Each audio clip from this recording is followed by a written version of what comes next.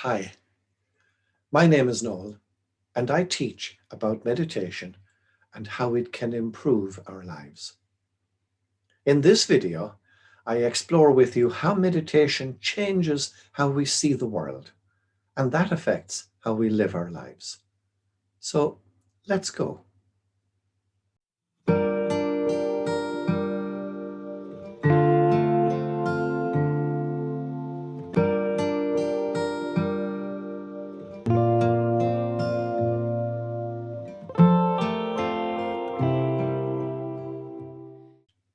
Meditation changes our way of seeing and being in the world. Whatever your background, or gender, or ethnicity, or age, meditation has the capacity to change you and to deepen your life experience.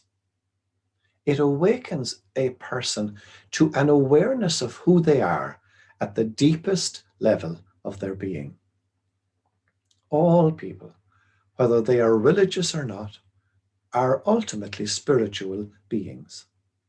You see, we all have an innate drive to live life well, to live life with authenticity. And that drive is your spirituality, whether or not you give expression to it through any religious or faith tradition. The spiritual impulse is built into our DNA, as it were. We are all spiritual beings, but not everybody pays attention to that aspect of their being, the deepest level of their being. When you were younger, your parents may have initiated you into their faith tradition. For example, in the Christian faith tradition, children are usually baptized by their parents at a young age. And young children have a great capacity for spirituality. They have a great capacity for simply being in the moment and for experiencing the joy of each moment.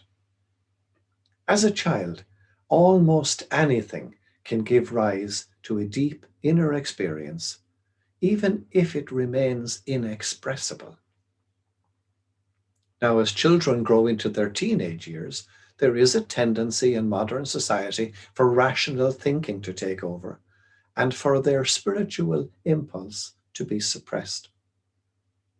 As young children, we tend to believe everything we are told. But as we grow older, we begin to question everything. And that's just as it should be. But sometimes our questions don't go deep enough. They remain at the level of mental activity and don't engage the heart.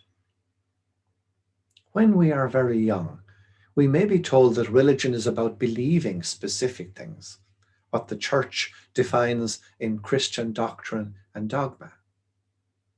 But the heart of Jesus' teaching was about love, love of God and love of neighbor. It is about relationship and how we live our lives in relationship with others and all of creation. And we don't need to know or understand very much doctrine and dogma to do that. We just have to know who we are at the deepest level of our being and to live life authentically from that center. Listen to how Thomas Merton put it. He wrote, "You are a manifestation of the love of God." Life, he said, is this simple. We are living in a world that is absolutely transparent and the divine is shining through it all the time. The message of hope that the contemplative offers you is not that you need to find your way through the jungle of language and problems that surround God, but that whether you understand it or not, God loves you, is present in you, lives in you, dwells in you, calls you, saves you, and offers you an understanding and light which are like nothing you ever found in books or heard in sermons. Merton goes on, "If you dare to penetrate your own silence, then you will truly recover the light and the capacity to understand what is beyond words and beyond explanations, because it is too close to be explained. It is the intimate union in the depths of your own heart, of God's Spirit, and your own secret inmost self, so that you and He are in all truth one Spirit. I invite you now to spend some time in the stillness and silence of meditation, so that you might discover that truth for yourself.